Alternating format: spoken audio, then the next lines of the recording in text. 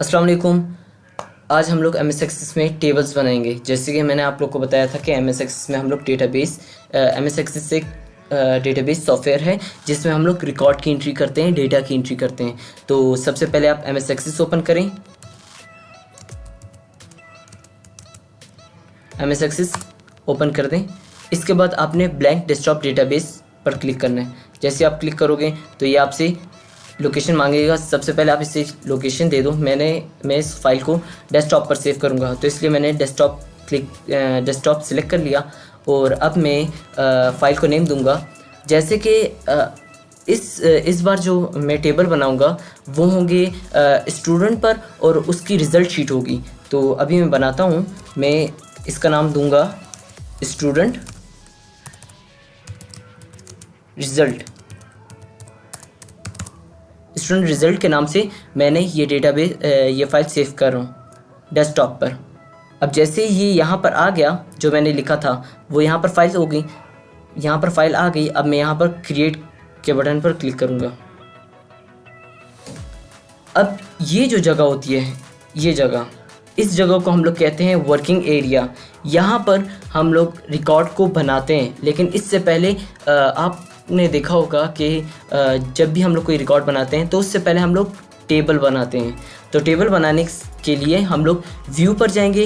View के बाद design view पर क्लिक करेंगे। डिज़ाइन व्यू पे जैसे क्लिक करेंगे तो ये आपसे पूछेगा कि आपको टेबल किस किस्म का बनाना है, मतलब टेबल का नाम क्या होना चाहिए आपका।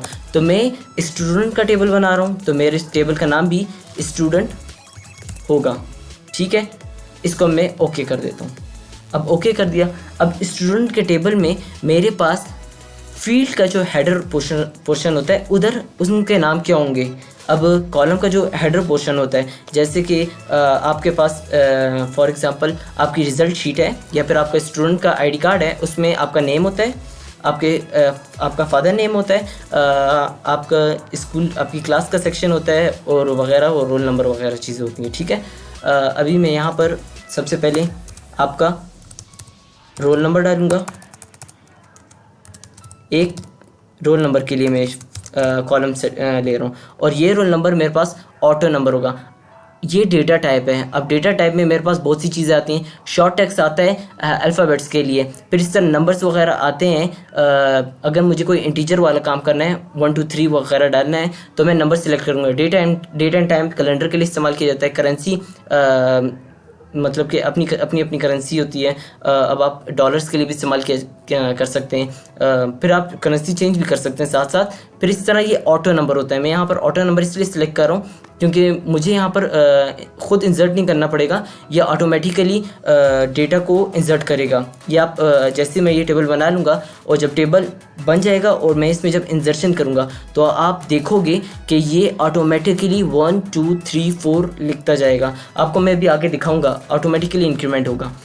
इसके बाद मैं फर्स्ट नेम लिखता हूँ स्टूडेंट का।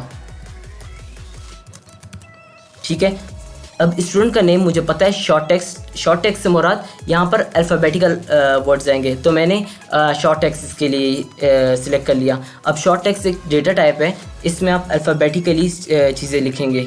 ठीक है, इसमें आप 1 2 3 तो आप लिख नहीं सकते क्योंकि 1 2 3 लिखने के लिए, मतलब इंटीजर्स लिखने के लिए आपको नंबर सिलेक्ट करना पड़ेगा। फर्स्ट नेम हो गया, फिर सेकेंड नेम, स्टूडेंट का सेकेंड नेम। सेकेंड नेम भी मेरे पास शॉर्ट टेक्स्ट ही होगा। अब इसके बाद मेरे पास आता है फादर नेम। फादर नेम भी मैं शॉर्ट टेक्स्ट ले लेता हूँ। ये मेरा बन गया टेबल का ओवरव्यू, मतलब कि टेबल की मैंने स्केच बना लिया। अब इसको मैं Ctrl+S आपने ज़रूर करना है, इससे ये होगा कि आपका टेबल बन जाएगा। Ctrl+S दबाने से ये सेव हो जाएगा। अब मैं जाता हूँ और देखता हूँ कि डेटा शीट व्यू कैसे दिखता है। डेटा शीट व्यू पर आप क्लिक करोगे। मैंने रोल नंबर सिलेक्ट किया था, फर्स्ट नेम लिखा था, सेकंड नेम लिखा था, फादर नेम लिखा था। क्लिक टू ऐड का मतलब आप यहाँ से भी इंसर्शन कर सकते हो। अगर आप डिज़ाइन व्यू पे नहीं जाना चाहते, आप यहाँ से भी इंसर्शन कर सकते हो। तो मैं रोल नंबर पर जाऊँगा और मुझे रोल नंबर पर लिखने की कोई ज़रूरत नहीं है। मैं जैसे ही फर्स्ट नेम सेलेक्ट करता हूँ, फर्स्ट नेम फॉर एग्ज़ाम्पल मेरे पास जवार आता है, तो आप देखो यहाँ पर 1 खुद ब खुद आ गया, मतलब ऑटोमेटिकली यहाँ पर 1 जनरेट हो गया। सेकंड नेम इसका अहमद में कर देता हूँ और फादर इसका अम्मार। ठीक है, ये मेरे पास 3 हो गए। अब मैं जैसे ही 2 पे क्लिक करूँगा तो यहाँ पर रोल नंबर पर 2 खुद ब खुद आ जाएगा। फर्स्ट नेम पे अब मैं यहाँ पर लिखता हूँ ज़हीर। अब देखो 2 यहाँ पर खुद आ गया ना। ये ऑटो नंबर का मतलब है ये ऑटोमेटिकली खुद जनरेट करेगा नंबर्स। यहाँ पर अली, यहाँ पर वाजिद। अब मैं 3 पर क्लिक करता हूँ अकरम, साद, शाम। इसी तरह और रिकॉर्ड बना लेते हैं।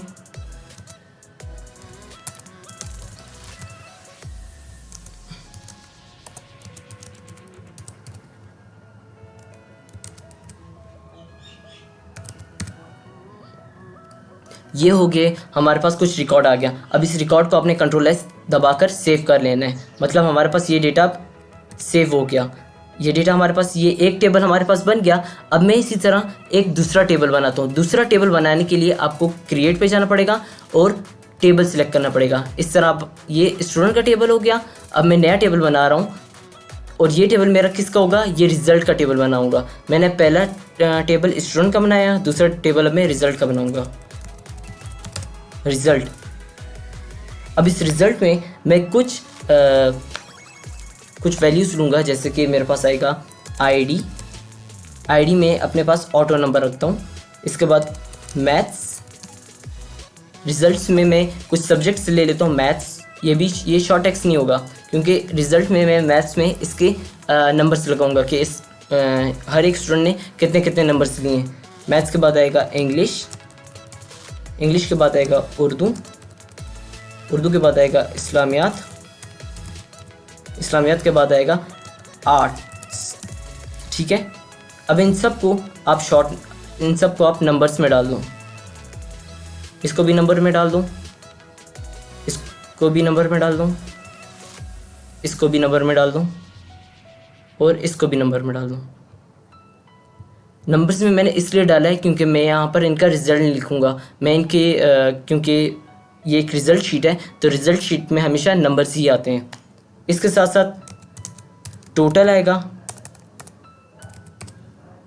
टोटल में मैं इन तमाम मैथ्स का, इंग्लिश का, उर्दू का और इस्लामियात और आर्ट्स का, इन तमाम को कैलकुलेट करके जो टोटल नंबर्स बनेंगे उसका ये रिज़ल्ट शो करेगा। तो मैं कैलकुलेटेड इसके लिए इस्तेमाल करूँगा और कैलकुलेटेड में मैं अपना ख़ुद फार्मूला जनरेट करूँगा कि मैथ्स का सब्जेक्ट कैलकुलेट करूँ प्लस इंग्लिश का प्लस उर्दू का प्लस इस्लामियात का प्लस आर्ट्स का। याद रखें कि जो आपने वैल्यूज़ यहाँ पर दी हैं, यहाँ पर जो वैल्यूज़ दी हैं, जो नाम दिए हैं मैथ्स, इंग्लिश, उर्दू, इस्लामियात, वो इससे मिलते वो सेम टू सेम यही होने चाहिए। अगर इसमें कोई एक भी गलती होगी तो ये उस वैल्यू को नहीं उठाएगा। ये आपने याद रखना है ज़रूरी। अब ये इन सब तमाम नंबर्स को टोटल करेगा और मैं इसको ओके कर देता हूँ। जब मैं इसको ओके कर दिया तो ये कंट्रोल एस कर दिया मैंने इसको कि ये सेव हो जाए। ये मुझे कहता है कि could not find field Urdu. ठीक है, ये मुझे ये कहता है तो मैं दोबारा करूँगा इस पर क्लिक। चलो ओके, यहाँ से मैं इसको ठीक कर दूंगा। अब ये ऐसी गलती आप लोग की भी आ सकती है तो आप कोशिश करो। जैसे ही मैंने यहाँ पर क्लिक किया तो यहाँ पर ये मुझे एक्सप्रेशन के ज़रिए शो कर रहे हैं तो मैं यहाँ से इसको करेक्ट कर देता हूँ। जैसे ही करेक्ट किया, कंट्रोल एस दबाया, अब ये मुझे कोई मसला नहीं देगा। इसने कोई मसला नहीं दिया। अब मैं परसेंटेज निकालूंगा स्टूडेंट की।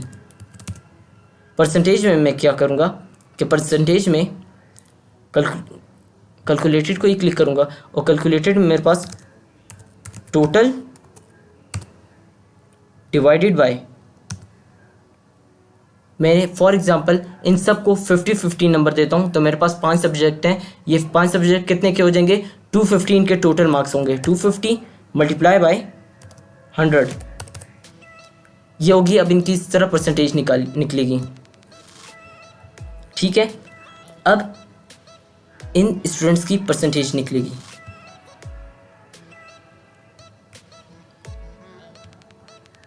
रिजल्ट्स में मैं गया और view date sheet view, okay.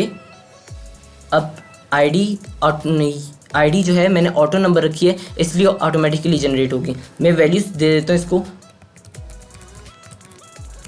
आप देखो तो यहाँ पर टोटल नंबर और परसेंटेज ऑटोमेटिकली जनरेट हुई है। अब इसी तरह मैं दूसरा वैल्यू देता हूँ, इसमें मेरे पास आएगा